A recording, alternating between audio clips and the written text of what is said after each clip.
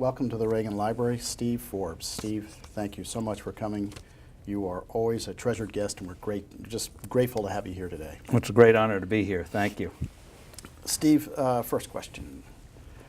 You know, the economy's just been in shambles for 4 years, almost 4 years now. Economic misery everywhere. How is it that a presidential race could be this close under those circumstances? Do you got any idea how that's possible? I think it's because Americans usually don't like to fire presidents, and even though they're severely disappointed with President Obama's performance, they want to see a positive alternative. And I was delighted in the debate the other evening that Governor Romney began to, I think, take on the mantle of Ronald Reagan. You remember in 1980, Ronald Reagan just didn't criticize Carter, although there's plenty to criticize Carter about, and Reagan did it. But he also had a positive program: tax cuts, deregulation, rebuilding America's military, getting the economy back on its feet again in very traditional American ways by releasing American entrepreneurship, removing the barriers.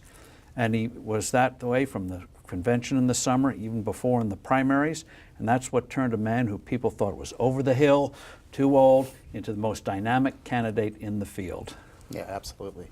Let's talk taxes for a minute, one of your favorite topics. This fiscal cliff that everyone's heard about because of the inability of Congress and the president to get their act together. Here it comes early next year, unless by some stroke of miracle, it seems, the Congress and the president decide to do something. So, and then in effect, we'll see major tax increases for every class of income in the United States. What's your prediction if that goes through? How deleterious is that going to be for the economy?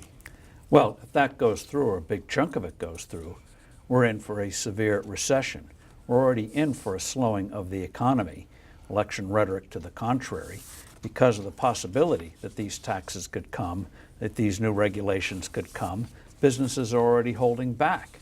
And so even if they come up with, after the election or after January, a way of putting this off for a year so we can deal with these things in a rational way and preserve all of them in a short term, you're going to see a slowdown in the first quarter of next year.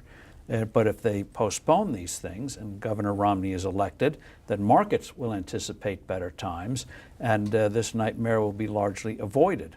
But if nothing is done, or only partial things are done, I guarantee you it's going to be a nasty time, because Europe's in the tank, Japan's in trouble, China's in trouble. We have to lead the way, like Ronald Reagan got us to lead in the early 1980s, and the world followed our example. Governor Romney, hopefully President Romney, will be able to do that early next year. Good. Last question, flat tax. In the present environment, with things as polarized as they've been, particularly in Congress, I have heard some small threads of hope that perhaps, regardless of who might end up becoming president, that they might be able to reach some common ground on some sort of tax reform, hopefully. What's your sense of whether or not we'll be able to insert some serious discussion about a flat tax if we get to see that opportunity? Well, I think there'll be a mandate for tax changes.